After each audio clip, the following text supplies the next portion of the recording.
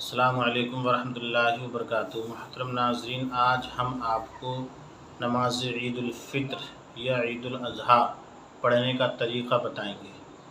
लीजिए आप समाअत कीजिए, नमाज ईद उल फ़ित्र किस तरीके से अदा करेंगे। तो अव्वलन तो हमें नियत करनी है। नियत समाअत कीजिए, नियत करेंगे। नियत की मैंने 2 रकात नमाज ईद उल फ़ित्र वाजिब मा ज़ायद 6 तकबीरों के वास्ते अल्लाह ताला के, पीछे इमाम के, मुँह मेरा काबे शरीफ की तरफ अल्लाहु अकबर कहते हुए हाथों को नाफ के नीचे ला करके बांध लेंगे। फिर सना पढ़ेंगे, सुब्हानकल्लाहुम्मा व बिहम्दिका व तबारक अस्मुका व तआला जद्दुका व ला इलाहा गैरुक। फिर कानों तक हाथ उठाएंगे, अल्लाहु अकबर कह के हाथ छोड़ देंगे। फिर कानों तक हाथ उठाएंगे, अल्लाहु अकबर, हाथों को छोड़ देंगे। फिर अब तीसरी मरतबा जब कानों तक हाथ उठाएंगे, अल्लाहु अकबर कह के हाथों को नाफ के नीचे ला करके बांध लेना है। फिर इमाम साहब क़िरात करेंगे, खामोशी के साथ क़िरात समाअत करनी है। अल्हम्दु शरीफ पढ़ी जाएगी, उसके बाद सूरत पढ़ी जाएगी, जो भी पढ़ें। रुकू करना है और सजदे करने हैं। फिर दूसरी रकत के लिए खड़े हो जाएंगे तो अव्वलन सूरह फातिहा की तिलावत होगी। फिर उसके बाद में जो भी सूरत चाहे वो सूरत पढ़ी जाएगी। फिर तकबीर कही जाएंगी। तो जब पहली तकबीर हो, कानों तक हाथ उठाएंगे, अल्लाहु अकबर, हाथों को छोड़ देंगे। फिर दूसरी तकबीर होगी, कानों तक हाथ उठाएंगे, अल्लाहु अकबर, हाथों को छोड़ देंगे। फिर तीसरी तकबीर होगी, अल्लाहु अकबर, हाथों को कानों तक लगाएंगे, हाथों को छोड़ देंगे।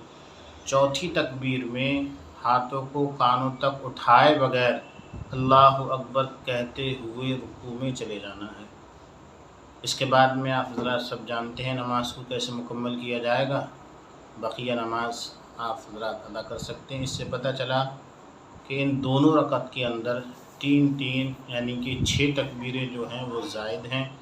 इसीलिए नियत में हम कहते हैं, नियत की मैंने नमाज ईद उल फ़ित्र वाजिब मा ज़ायद 6 तकबीरों के। तो मा का मतलब साथ आता है, इस तरीके से भी नियत कर सकते हैं। नियत की मैंने 2 रकात नमाज ईद उल फ़ित्र वाजिब 6 तकबीरों के साथ, पीछे इमाम के, मुँह मेरा काबे शरीफ की तरफ अल्लाहु अकबर।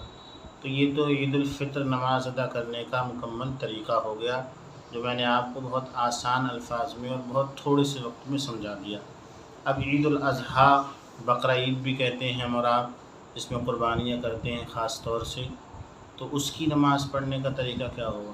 तो बात बिल्कुल बहुत आसान है, बिल्कुल सेम तरीक़ा है, सिर्फ़ वक्त बदला हुआ है कि वो ईद उल अज़हा है और ये ईद उल फ़ित्र है।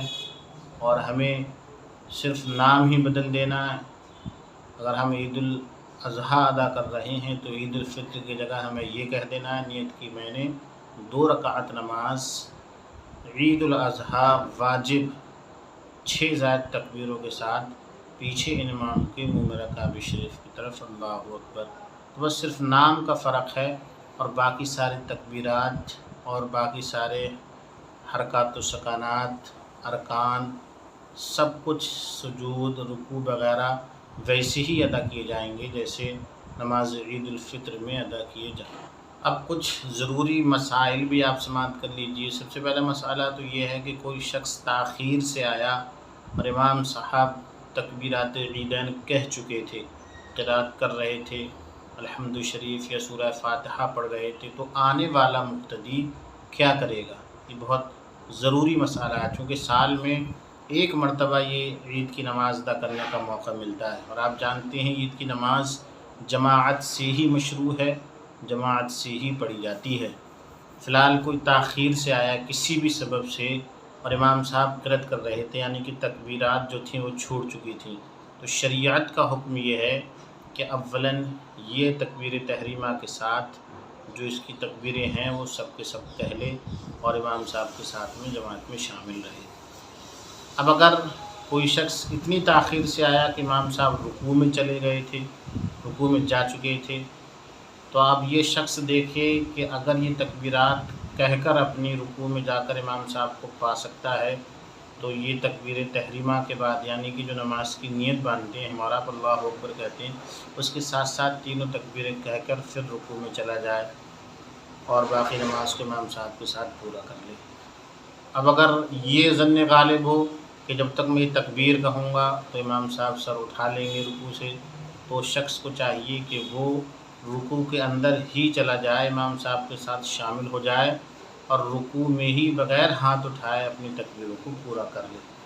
مزید یہ کہ کوئی شخص اس وقت پہنچا کہ امام صاحب رکوع سے اٹھ چکے تھے، تو اب اسے کیا کرنا ہے؟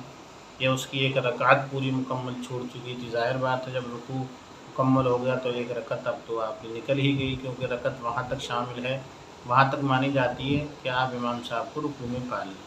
فی الحال آپ کی ایک رکعت اگر چھوٹ جاتی ہے تو اب آپ یہ نہ سوچیں کہ اب ہم کیسے ادا کریں گے نماز، عید تو ہماری چلی گئی۔ کچھ لوگ ایسے ہوتے ہیں کہ تکبیر چھوٹنے کے بعد میں واپس ہو جاتے ہیں، یا کسی کی ایک رکعت فوت ہو جاتی ہے تو وہ واپس ہو جاتے ہیں، تو آپ کو واپس نہیں ہونا، ایک رکعت چھوٹ گئی تو آپ امام صاحب کے ساتھ میں شامل ہو جائیے، دوسری رکعت جیسے وہ پڑھا رہے ہیں تکبیرات کے ساتھ ویسے ادا کر لیجیے۔ آپ کی جو ایک رکعت اب رہ گئی باقی، تو یہ رکعت بھی باقی ہے، اس کی تکبیرات بھی باقی ہیں، تو جس طریقے سے اور نمازوں میں عام طور سے ہم اپنی رکعت جو چھوٹ جاتی ہیں ادا کرتے ہیں، ویسے ہی آپ اس رکعت کو بھی لاسٹ میں ایک طرف سلام پھیرنے کے بعد امام صاحب کے آپ کھڑے ہو جائیے گا اور اپنی تکبیریں بھی کہہ لیجیے گا اور رکعت کو بھی مکمل کر لیجیے گا۔ تو یہ دو چند ضروری باتیں تھیں، مسائل کی روشنی میں عید کے تعلق سے میں نے بہتر سمجھا کہ آپ کو بتا دوں۔ السلام علیکم ورحمۃ اللہ وبرکاتہ۔